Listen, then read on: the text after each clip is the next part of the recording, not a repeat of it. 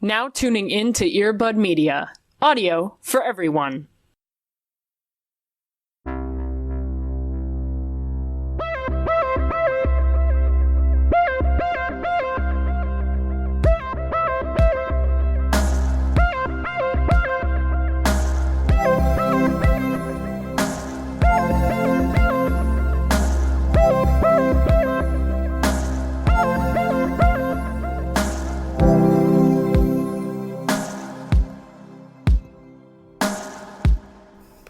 So I'm looking at Twitter right now. Yep. Have you heard of this? As one ought to do, and it's a major mistake, you know? Yeah. We all And I make try mistakes. not to. Yeah. Yeah. Listen, hey. Everybody makes mistakes. You know what I mean? Have you have you heard of the show called The Masked Singer? I've heard of it, yeah. Same. I can never watch it because it's all my fears wrapped up into one thing. Masks are actually the devil's work. Oh my god. And I don't trust them. Sure. But all I see right now on our Twitter currently is that Joey Fatone is trying, and I was like, cool. I'ma just double check that he's not like, you know, doing the things that inspired us to podcast, or just like drop dead or something. So I click on it. Nope. Apparently he's just on The Masked Singer dressed up like a rabbit furry. So I'ma just close out Twitter, and I'm glad we are in this space, but I needed to share that with someone because I'm dying a little bit. What the fuck? I'm glad you described that for me so I never have to look at it. Yeah, so if you see Joey Fatone trending Look away. anytime, everywhere, yeah, well, look away, because if you make too much eye contact, he will actually turn you into stone. But also, he's not one of us. He's too powerful. But also, I just saw a video of what looked like if Donnie Darko had turned into The Voice, and it was awful, and I hate it. Sure. So, hi, welcome to our new corner called Cryptid Corner, where I find someone in real life and tell you that they're a cryptid. And this week it's Joey Fatone. Love that. Also, hi, welcome to Into the Twilight. Hello, everyone. Welcome. Is it still January? Yes. I was just trying to think. Hey, I don't know if y'all realize in the past 2 years, we don't record these on the day they get posted. Because, like, who the fuck? Right. When would that even? This isn't YouTube. So this is still January. So, hi, happy January. I don't know about you, Cody. This has been the longest month. It's been a wild month for me. Yeah. But how the hell are you doing? I'm tired. I agree. Yeah. I had to deal with so many men today, Oh, and I'm I'm sorry. just over it. Yeah, that's fair. Here's the thing about being someone who works in professional media. I don't know. It's I love that intonation more than most things. whatever. But the fact that I look the way I look, which is not quite indicative of what many people look like in the field that I'm in all the time, especially in the specific place that I'm at currently. And just having older dudes, come in and be like, hey, you got tattoos? I'm like, yep. And they're like, hey, you got colored hair? I'm like, yep. Astute observation, sir. One of them literally said I looked like a college student because of my hair. And I'm like, well, I mean, give me a break, I guess. Like, What the fuck does that even mean? I'm just like, I mean, you're not incorrect. Yeah, sir, does it look like I'm going through something and I'm also broke and have student debt? Yeah. Did I tattoo that into my head? Yeah. So I don't understand.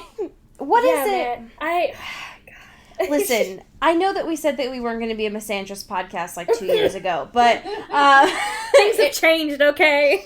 But listen, you don't come here for good stuff. You come here to get away from the bad stuff. And y'all, I don't know about you, but the primaries have like started already.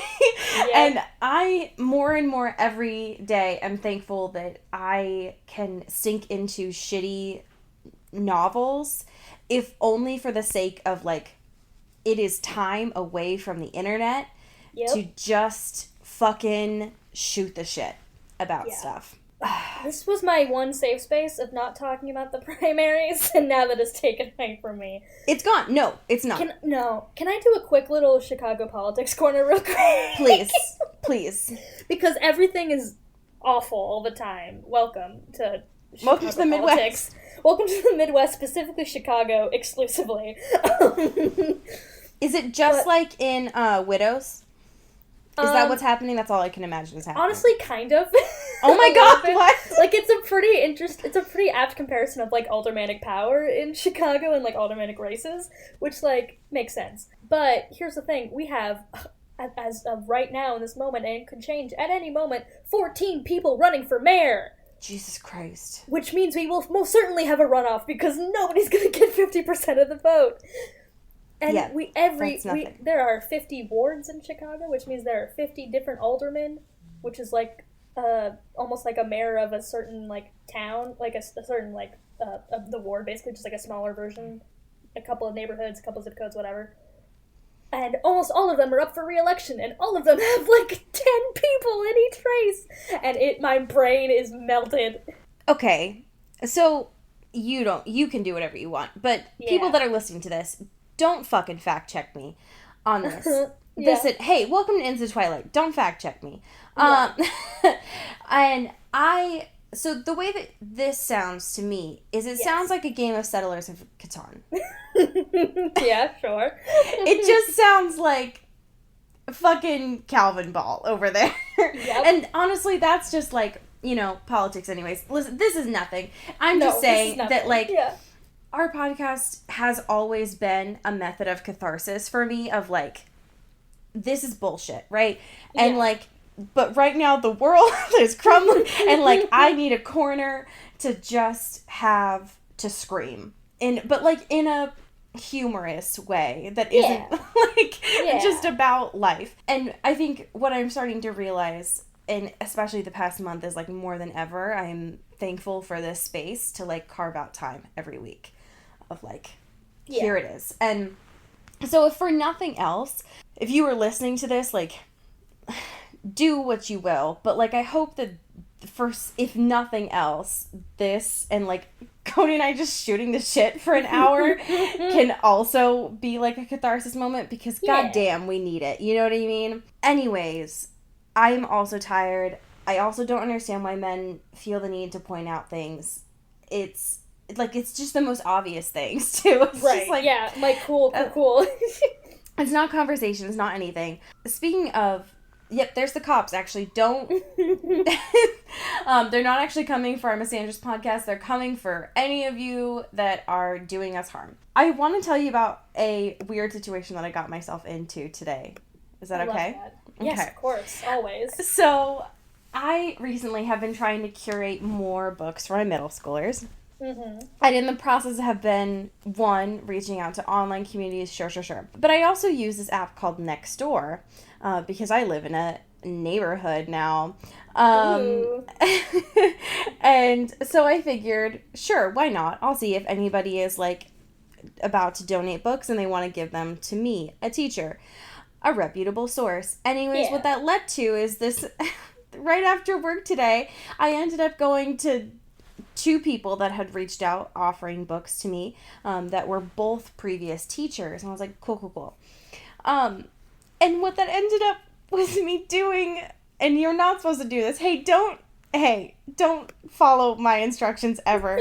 But I ended up just going to strangers' houses and, going in and having tea with them and then getting their books. It was weird. It was a weird day for me. Oh my gosh. So anyways, that was my day. Buy books off of Allie's Amazon wishlist for her students. Oh my god. Do it. If you can, and if you want. Donate to our Patreon. Listen. Do that, yes, correct, above everything else. But also, get a couple books for some kids. It wasn't an act of desperation. It was an act of, like, hey, these teachers are cool. But it just, in the moment, I was like, yeah, this is gonna be how I die. Yeah. It's just like, this feels very Get Out right now.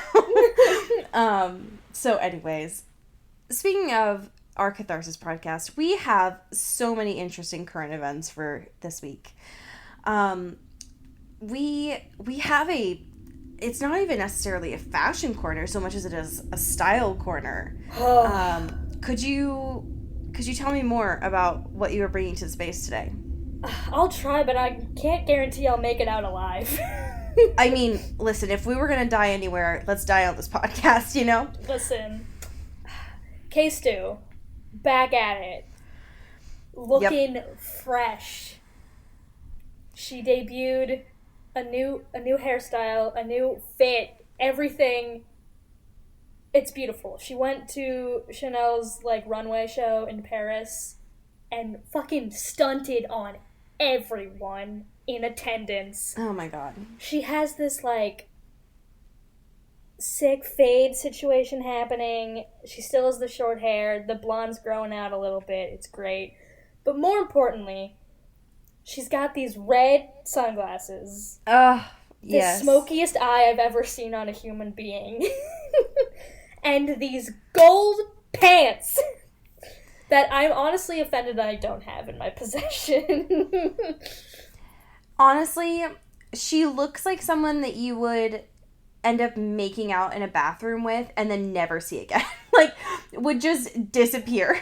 That's what I want people to think when they look at me. That's the energy I want to exude. Let's just... It's definitely the good version, the good place version of the guy who, you fuck and then never texts you back. Yes. She comes in, gives you an amazing time, and then you never see her again. Just what you need for the moment and then disappears. Exactly. Yeah, and it's a mood, it's a vibe, and it's all perfect. I love it so much. And as is bi culture, everything is cuffed. Oh, her blazer's my god. Cuffed, her pants are cuffed, everything's cuffed. Everything that can be cuffed is cuffed.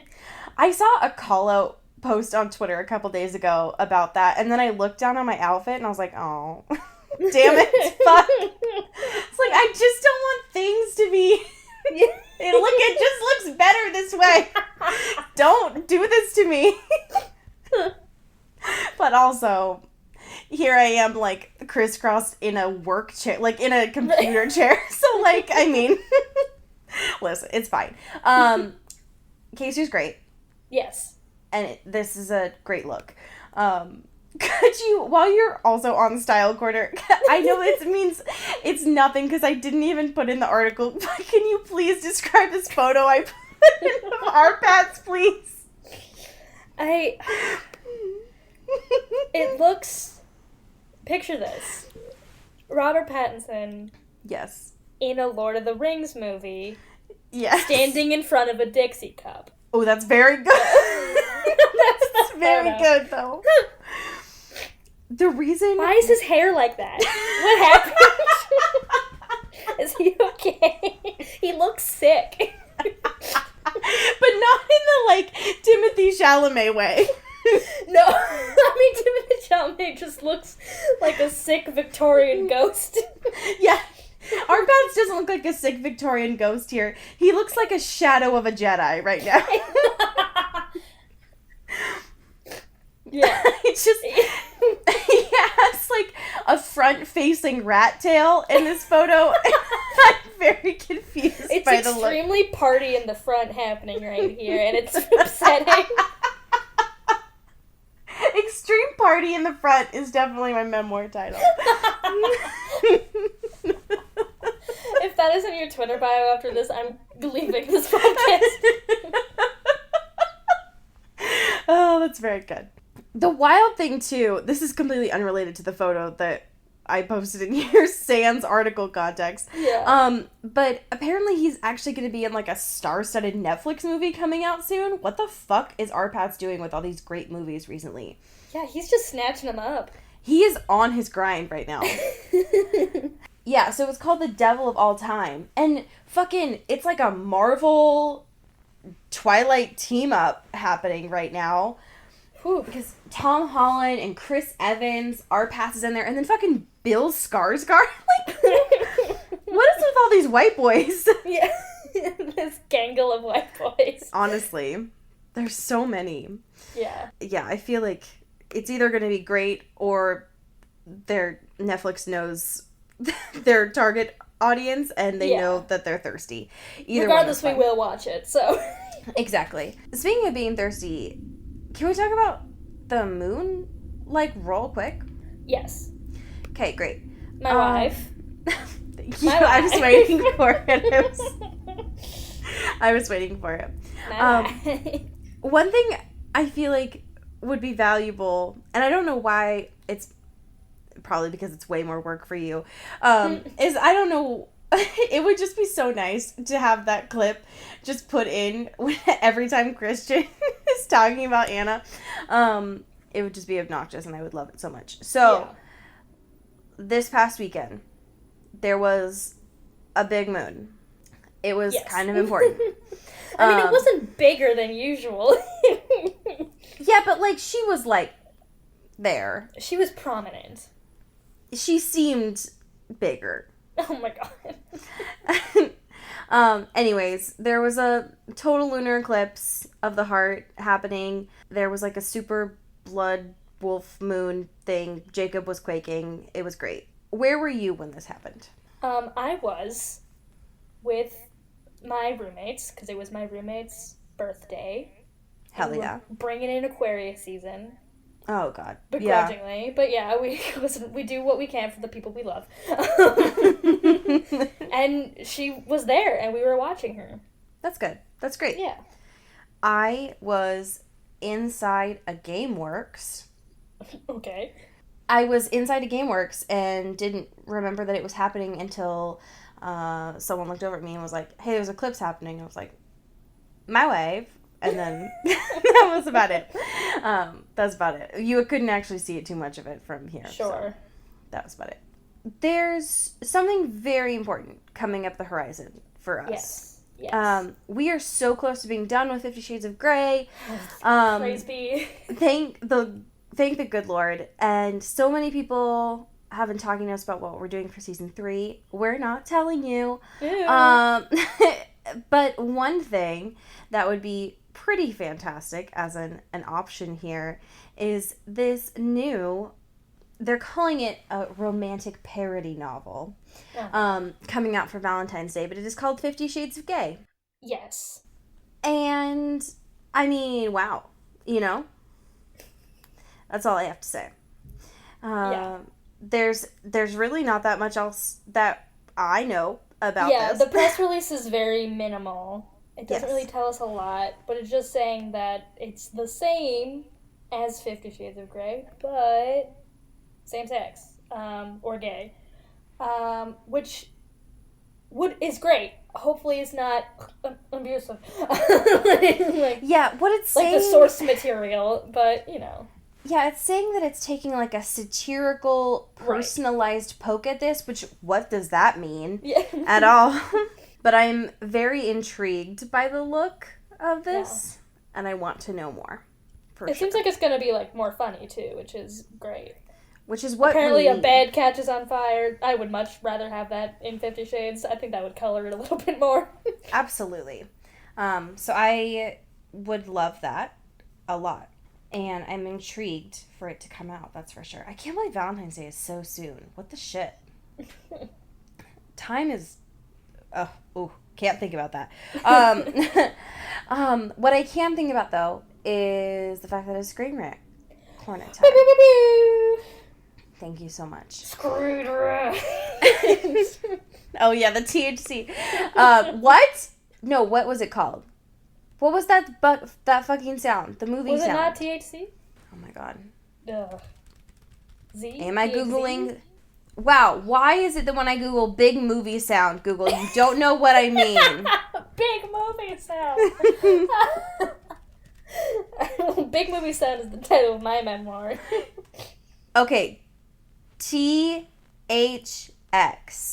Oh, THX, yes. THC is a drug, folks. Oh my god, don't do drugs.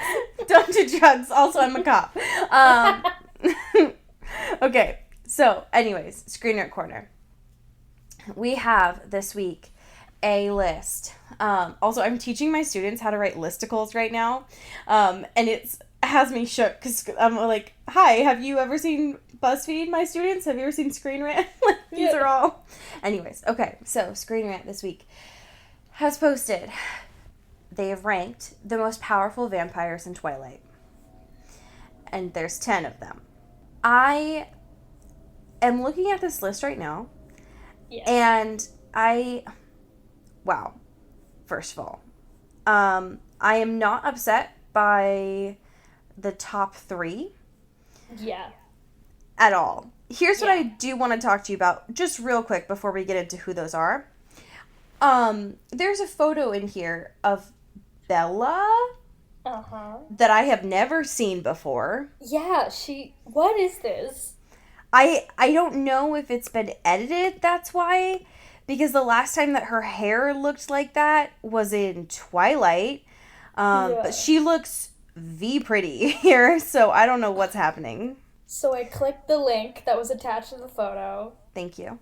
Mistakenly. And it gives me a whole gallery of Twilight images. And you can download this image and all the other images in a multitude of resolutions. You can have it in 4K Ultra HD. You can have it for your mobile, for your phone background. Any Apple device from the iPhone 3G and the original iPhone. So, Rachel, thank you so much for the great phone wallpapers you make. I'm gonna just go change this real quick to... I'm gonna just go change this to Case 2 just real quick. Before we get to the top 3, too. Please. Why the fuck is Victoria always so low on these lists? I agree. It's a personal attack to me specifically. Well, especially because, wow, first of all, oh my god, Cody. What? I just remembered. I was going to tell you about Victoria.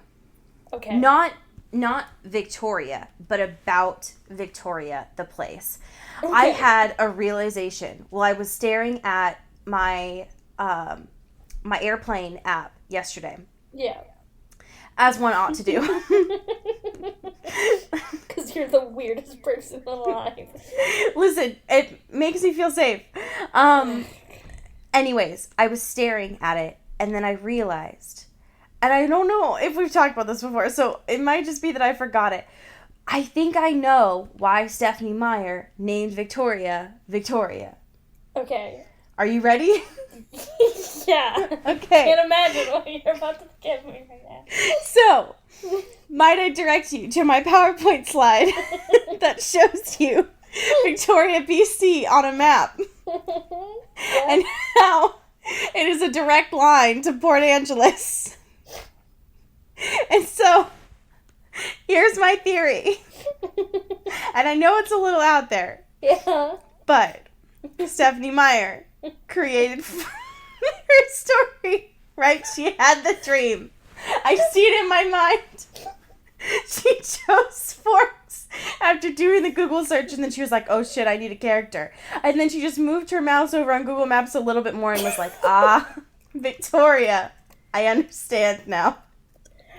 The more I talk to you, the more you remind me of that one professor in Harry Potter with the glasses and the tea leaves.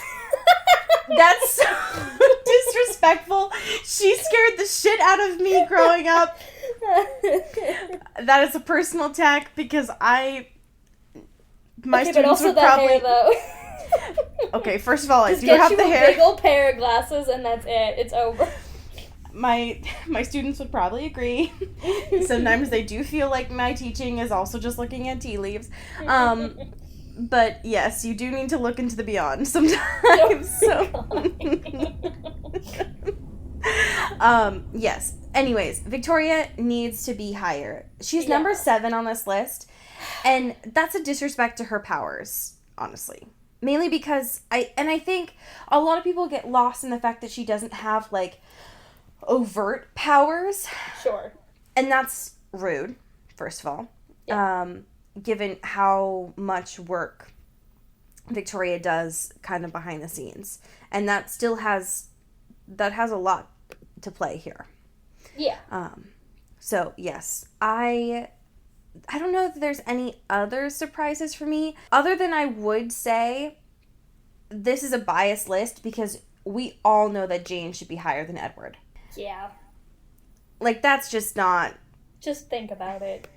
Just, hey, can you fucking think about it for 1 second? But yes, anyways, I love the fact that Bella's, like, in the top 3.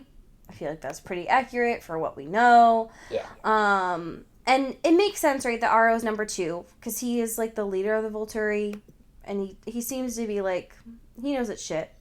The thing that I love the most, though, is that Benjamin is number 1. Yeah, that's great. That's what he deserves. Well, and, like, he is the most powerful. Yeah, So, like, objectively. Right. One of my other favorite things is in this photo that they selected, you can see in the background, just, like, for a hot second, just Emmett ripping the shit out of someone. And I'm just gonna save that little photo for time I might need it. But it's just very blurry and it's in the background and I love it a lot. Yeah. Thank you, Benjamin, for being so powerful. I love you so much. I miss you. Yes, thank you. Okay. We got a comment from on one of our Patreon posts. By the way, on Patreon, we post for all of our questions. Could you do me a favor and read what one of our patrons wants to know? Yeah. They asked, what would be your one-sentence word of warning? One-sentence word of warning to people who want to read the series. Like, people will always love Trashland, but what should we warn people who want to embark on this adventure? And what would be your word of warning about the Twilight Saga? Ooh. Okay. Ooh. Okay. Mine is simple. Don't. For both? Yeah. Well, don't explicitly for 50 Shades. Twilight, don't, but, like, M-. But if you wanna, you'll have fun, I guess. I think I like the fact that Sophia wrote in this question, understanding the fact that when it comes to trash literature, right, Yeah. folks will always read it. Right, that's true. It's hard to stop them. Yeah, I mean, that is why we are here. We went into the 50 Shades of Grey series knowing full well that it would be awful, and yet here we are, right? Yeah, we love masochist tendencies. I mean, listen. I think my sentence of caution for folks would be, I mean, if it wasn't just straight up don't, and I knew that this person was going to be reading it anyways, Yeah. my sentence would be, please look up healthy communication. Yeah. Just so that you have that alongside, because I think if someone, what I'm imagining is someone just reading these back to back and not kind of getting the idea that the way that E.L. James writes is normalized. Right. And that should not be what it is. Yeah. I think, like, the main crux here is, with consuming any media, is to be critical of it, right? Not even, Absolutely. to intentionally tear it down, but to understand how and why it was written that way, and the problems and good things that come out of that, and, like, the social implications and the historical context and, like, all these different things. Especially with things that you really love, which we've seen with Ellie and Twilight. But, like, Yes. even stuff that we don't like, and seeing things that are not healthy and things that are, abusive or problematic. And to have the language and the framework to understand why those things are that way and why they are, bad or something to be critical of. Right.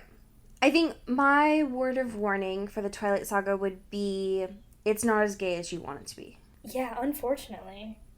And that's about it. Because, I mean, Yeah. we read That really through gets it. at the heart of it. That kind of says everything I needed to say, you know? Coulda been. But no. Yeah. There was a choice there, and it was a strong choice that someone actively made. Speaking of strong choices, this is our penultimate episode for 50 Shades Freed. Yes. We have chapters 23 and 24 today. Whew. And where Boy, we they left... were a doozy. Oh, they were... Oh, my God. Where we left off last week was still, like, Ocean's 8 territory. Yeah. Right? Christian is, like, there, but Anna's, like, in pain, and then it's, like, fade to black. It's not even a fade to black. It's like just a hard cut to black. Yeah, yep. So chapter 23 starts. And immediately I'm pissed. Yeah. Because it took me until the italics, which is the third line of this, to be like, I knew throughout this whole series that E.L. James was going to rip off Stephenie Meyer. And I've seen it as we've gone along, and it has not been covert. But I've just, like, let it happen, because I knew it was happening. Yeah. But we get to this scene, and this is my cutoff point. Like, I can't anymore. Because this is just ripped from Breaking Dawn. Yeah. And yikes, folks, is all I have to say. Yikes. It's another, like, E.L. James has learned a new narrative technique and is just going to employ it.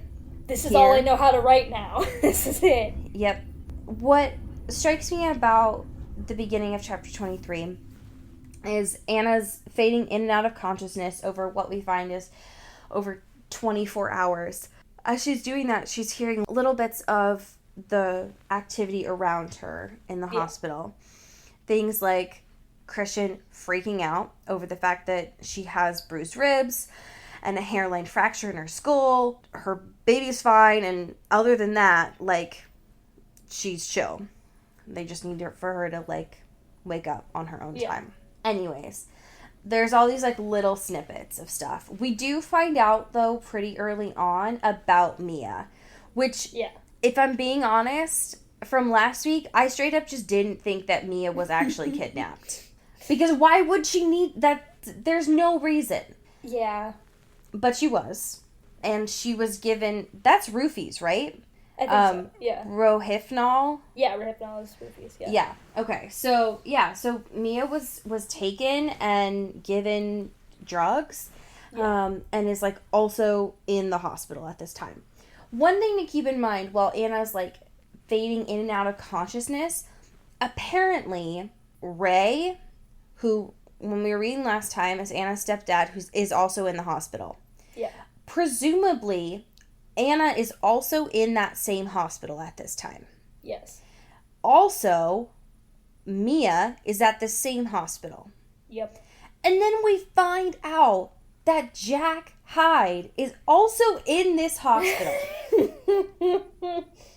This is a Grey's Anatomy episode. Yeah, there's so much happening. There's so much. Christian, throughout all of these little snippets, is freaking out. Yeah. And every kind of little snippet that she hears is of people being pissed off at her. And so she's like, yeah, I'll just sleep instead. Right. Christian is mad that she's in a coma, and she's like, well, guess I gotta stay back in my coma, because this shit sucks. I hate my husband. She doesn't say that, because she's a little silly, but that's what we want to happen. And also, like, Ray and Christian are, like, grossly talking about Anna. Yep. In, like, a really bad way. Yeah. And apparently Ray is also a bad dude. I thought Ray was at least a little chill. Turns out not. At least when he's with, you know, the bros. You know, just hanging out with the bros. Right. And talking about, you know, how your stupid wife just, like, running around and, like, deserves to get spanked and all this shit. It's like, hey, how about we don't talk about your daughter and your wife like this? It's just after guys she's being in dudes. a coma. She's in a coma. Like, this is the consistent thing, though. It's Christian, and apparently everyone around Anna is like, listen, so glad you're alive, but also I'm pissed at you for some inexplicable reason. It's like, what would they have wanted her to do?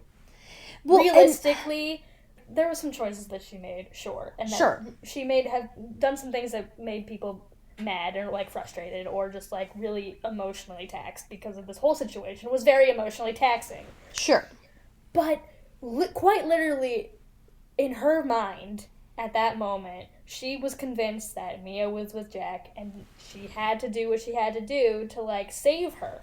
Mm-hmm. And nobody cares about Mia and nobody cares about Anna, and they're all just pissed that she got herself in this situation. But there was quite literally no way for her to get out of it, because she was told if she told anyone or if she tried to confirm this information, Mia would get fucked up. So, like, come on. this is how hostage situations work. Like, she was doing what she thought was the best for the situation. Right. And the only possible way to get it resolved. Especially because, and during all these, like, little snippets when Anna isn't awake yet, there isn't a way for her to have, like, a dialogue with them. Right. But the way that these people are coming off is they're immediately saying, I'm pissed. Yeah. And usually, sometimes people say that with the full recognition that, like, what they actually mean, right, is, like, I was worried. Right, yes. But the way that this comes off a little bit later when Anna wakes up is E.L. James does not effectively articulate the fact that everyone who is saying this to her means I was mad, like I was showing and expressing anger because I was worried about your safety. They just say, I'm pissed at you for the choice that you made. And she's like, like, I don't understand what you wanted me to do. And so what ends up happening is, like, after all these snippets and stuff, Christian, like, freaking out and, like, talking to his mom and, like, finally sharing the story about, like, what Anna calls the bitch troll. Anyways, she wakes up having to pee. And she, like, the first thing that we get is, like, I have a pressing need to pee, which, like, is the title of my memoir. Yeah. And one of the things about this that strikes me right away is as soon as she wakes up, Christian obviously is going back to his normal self here.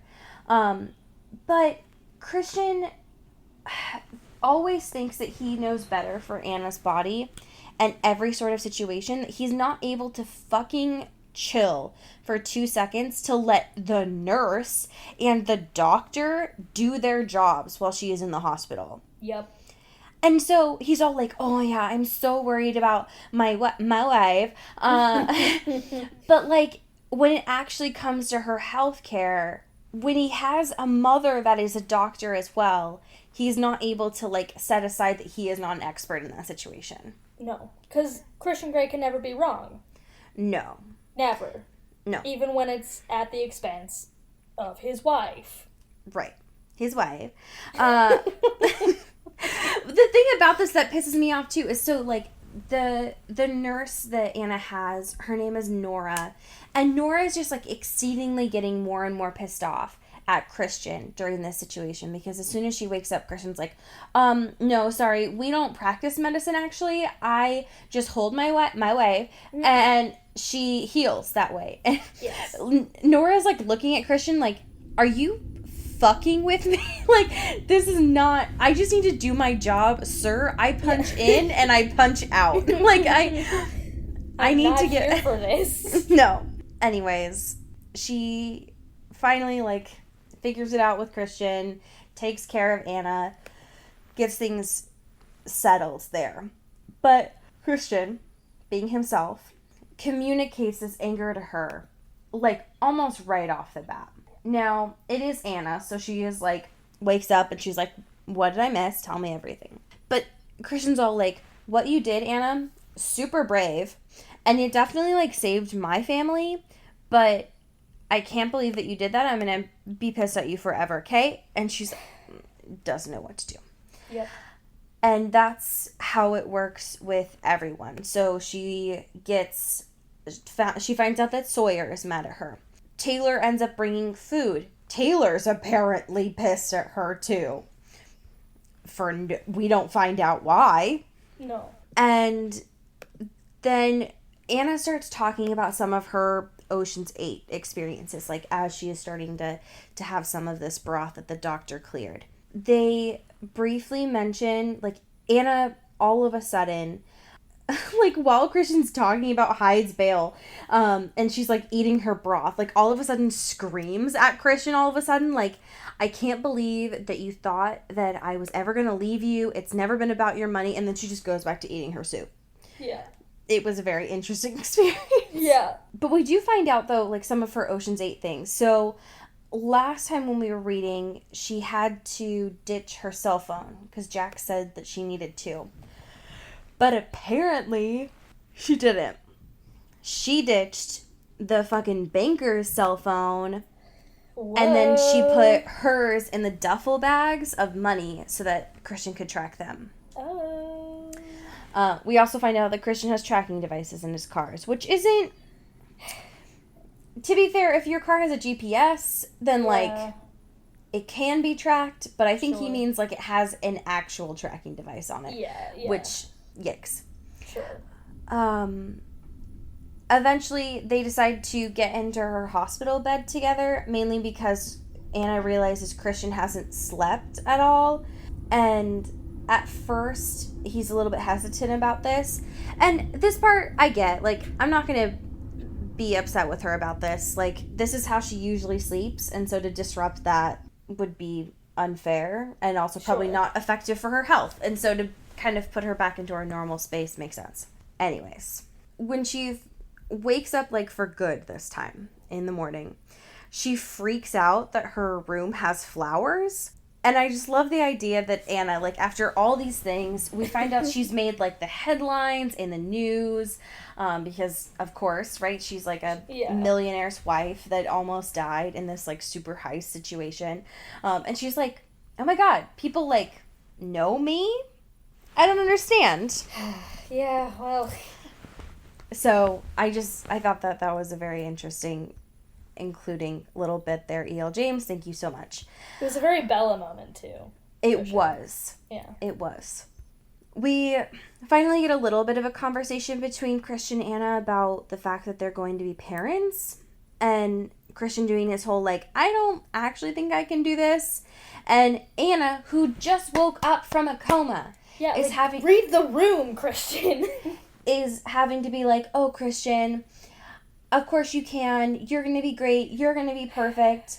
Also, I have a fractured skull right now and bruised ribs, and, like, I saved your family, and I know you're still pissed at it, but we can definitely be a healthy and communicative family.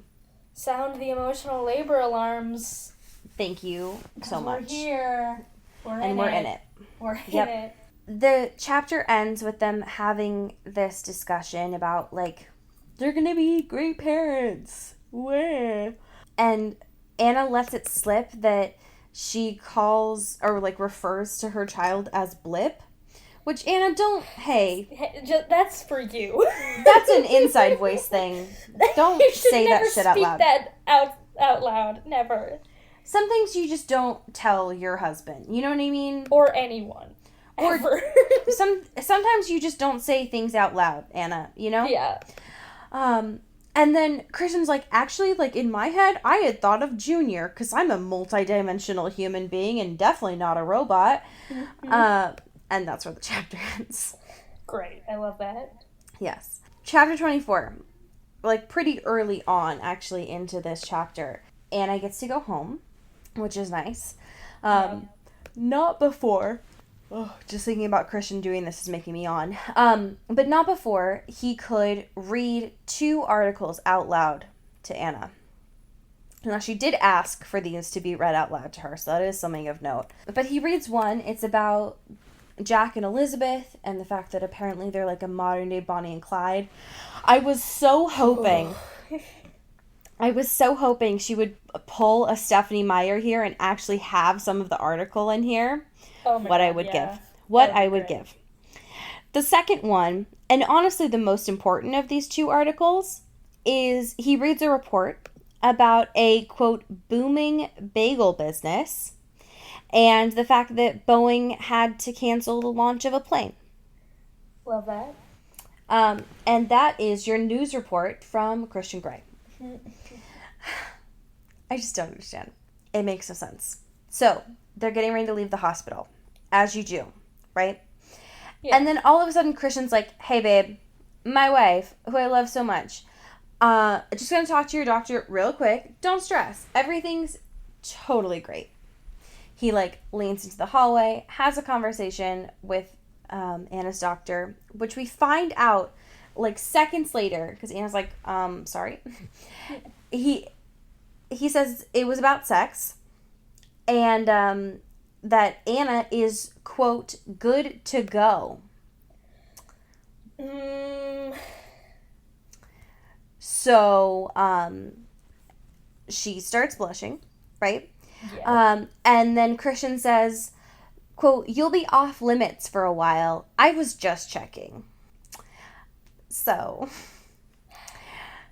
you, hey, Cody, I know listen, you ever just practice BDSM, consider yourself an expert at BDSM, Yeah. and then you have to double check with a doctor of like, hey, my wife is pregnant. Can I fuck her ever again? Also, and then the doctor says yes because, Right. and nope, but it's over. and then Christian's like, cool. Real quick, you did say my wife has bruised ribs and also a fractured skull. Can I fuck her? And the doctor's like, no, actually. No, she was in a coma about 2 seconds ago, Mr. Can you Gray. chill. Can you stop? Your dick is out in this hospital, sir. I'm gonna have to call the authorities. So yes, I just found that absurd and also unnecessary. Yes. They get back to the apartment. Is an apartment? Is it a whole tower? Who's to say? You know what I mean? But not before Anna can stop by and see Ray in one of the other hospital rooms. He's furious, as was predicted. What I could tell from all of this is he is upset, one, because he's worried, more because he's had to deal with Anna's mother, and also because he was worried that she didn't shoot straight and actually kill Jack Hyde. Who's to say what they're really angry about, you know? Who's to say? Because none of it makes any sense. It's all arbitrary. Everything sucks. Yes. As they get back to the house, apparently Christian has found out some more information about Jack. And the person who found out that stuff is going to be bringing it from Detroit. Yeah, hey, do you ever just fly to Seattle for a 30-minute conversation and then fly back? It's fine. Rich people are weird. Yes. As soon as Anna gets back into Escala, like as soon as that happens, she's like, oh, I have had so many traumatic experiences happen to me recently. I can't do this, I think. And just immediately freaks out. Yes. Understandably so. Christian helps her into the shower and just like helps her calm down from all this. I think that that's probably one of the best things that he's done for her in recent time. Yes. If only because he's recognizing her communication and responding to it accurately. One of the things as far as like why Jack Hyde is doing this, so E.L. James is starting to develop this plot at the end of the book, please mind you, listeners. Yeah. That Jack Hyde, the only reason why Elizabeth was working with him on this crime was because he had blackmail on all of the women he has had sex with. Yep. Most of, if not all of them, being people that he has employed.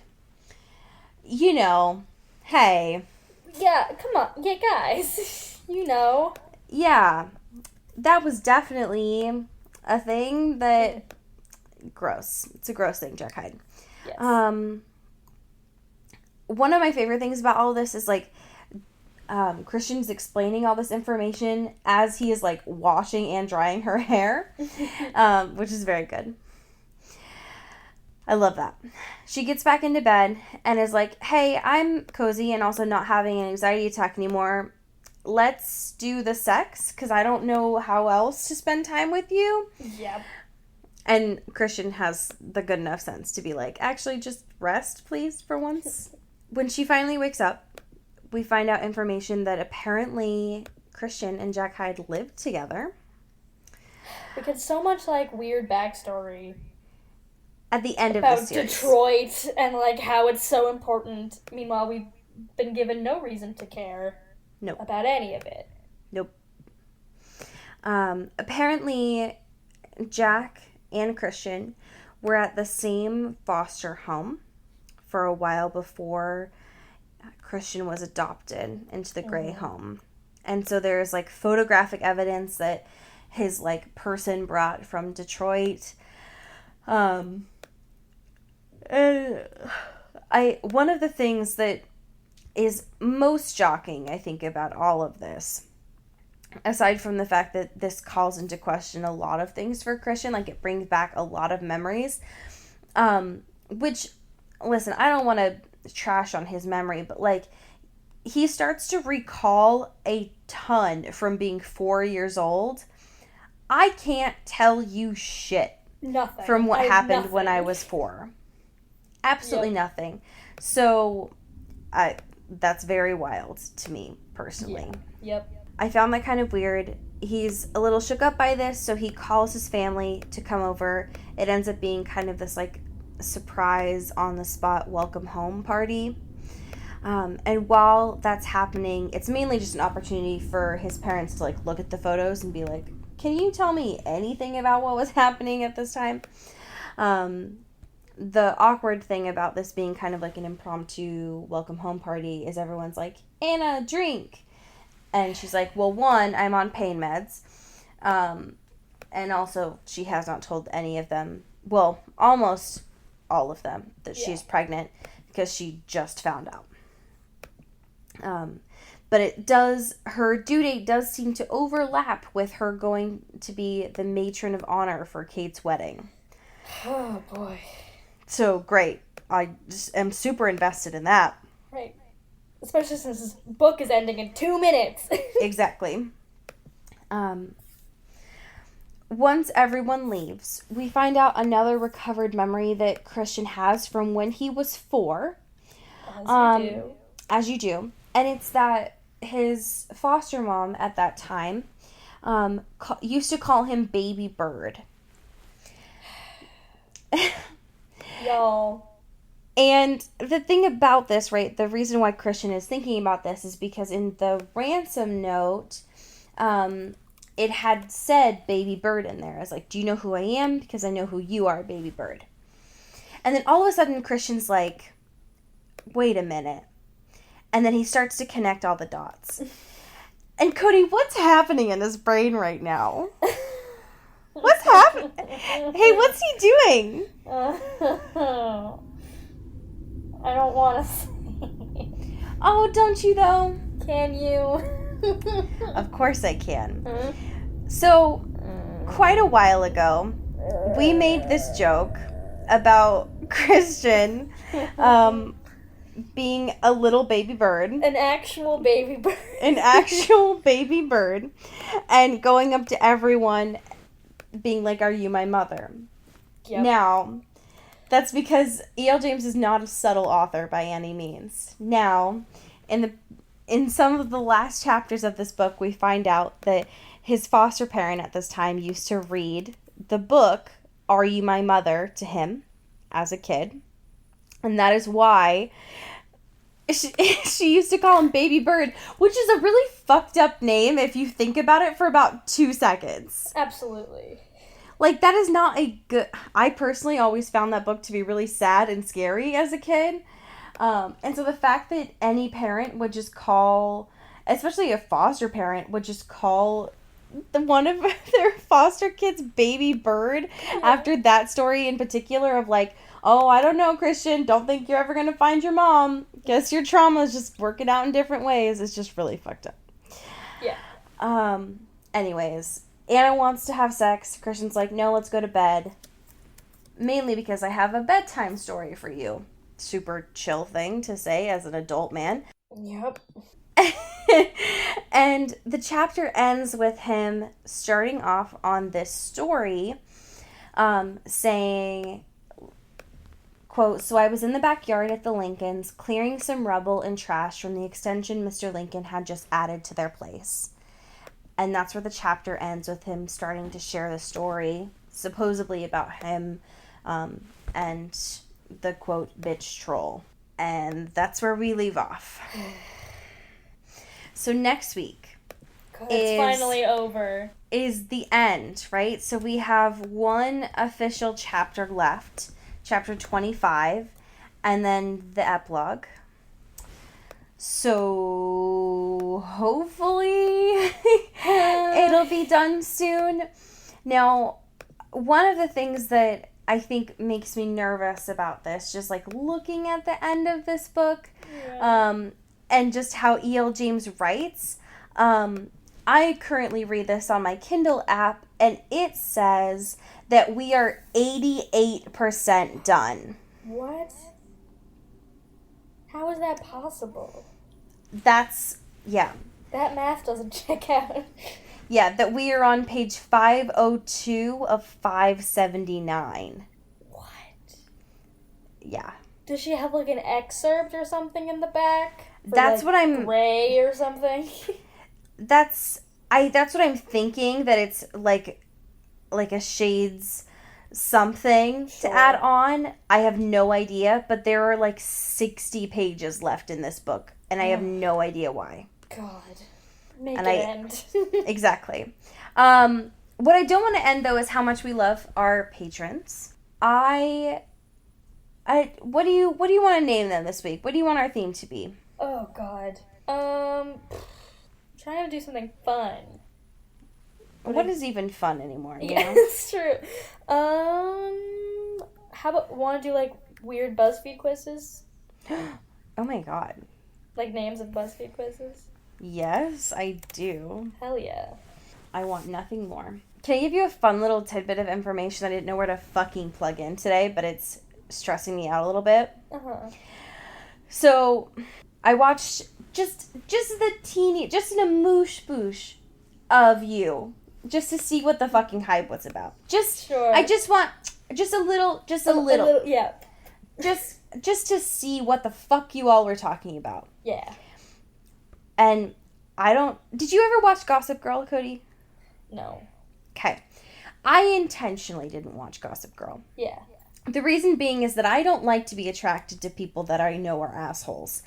That's so brave. I try my best. That's so brave of you. And I saw that cast and I was like, oop, nope, that's my type. I'm just gonna turn away because I know you all are assholes in this. God, I wish I had your moral fiber. It doesn't happen often, but for that one, apparently I Sure. had some strength. Sure. Anyways, so fucking Penn Badgley is in You, and he is like, y'all, he is like my type with a capital T, Yeah. and it stresses me out because, and I'm sure we will like get there. All I have to say is like, stop it. Yeah. Oof. And also, he like went to college where I grew up. I love that. So anyway, basically, like, we're married is what I'm trying to say. Great. I love that a lot. Okay, so our BuzzFeed quizzes. The first one that I have here for $10 patron Audrey Cullen Woo! is going to be, we know which celebrity you should do some retail therapy with based on what you buy. I love that. Great. Shout out to Taylor Brown Town Lautner. $10 patron who's gonna be everyone's either salsa the dance or salsa the food. Which one are you? Oh, great. Just let that simmer. I'm gonna put one in here, just so that you see what this is for Katie Weber, Sure. because the name doesn't really do it justice so much as the photo attached with it will. So Katie Weber, our $10 patron here, is going to be, it's time to find out which childhood movie matches your personality. Okay. Now, if you could please scroll down a little bit from Katie Weber's name, this is the photo that was attached to it. So it's Shrek and the Bee Movie. That horrible bee from the Bee Movie. Are those not our moods, though? Yeah. Shout out to Simon Steele. $25 patron. Holy shit. And who's gonna be a simple but a good one? What type of frog are you? Oh my god. No. With the tagline, "Don't worry, be happy." I'm quitting this. Sorry, folks. This is the last episode for me. But I'm having so much fun. Which of these is you? Right away. Don't think about it. Just choose one. About, what do you mean? Choose you. Choose one for you. Or I can choose one for you, and you can choose one for me. Of the frogs? Or No, God. One of these quizzes. Oh, it was me. Oh, God.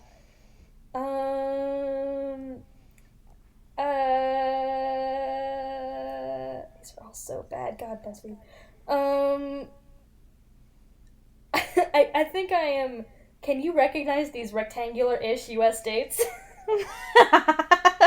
I love welcome that. to the Midwest, baby. We're all rectangles. Wow. That's really beautiful. Mine is make a festival worse than fire and will reveal what kind of influencer you'll be. Yeah. Yep. So, That's I love great. that a lot. I love that for you. This week, I have another fan fiction from Taylor Browntown Lautner, who is a god amongst men doing the Lord's work. Always. Just thank you for your service. Braver than the Marines. Honestly, for always. Mm. This is a fan fiction titled Twilight 1D version. Yeah. And there's no summary given because what else is there? You know what I mean? This was written by Ivory_Lollipop. This section from chapter 1 goes a little something like this. Despite the time of us being together in a confined space, I have to say that Mr. Rogers is a kind man. He was also good looking, with dark gray eyes that were supported by thick lashes, dark brown hair, and fair complexion. He was in his mid-40s, but still wasn't married. He said that he hadn't found the right woman for him, but he isn't giving up. Mr. Rogers was talkative for a man. He said that he liked that, to keep people that he drives entertained during the whole ride. He was in this job for a good 3 years, and he informed me that this may be a tiring job because he needs to travel to be near and far places, to and fro every day, but it is worth it since this job does pay off really well.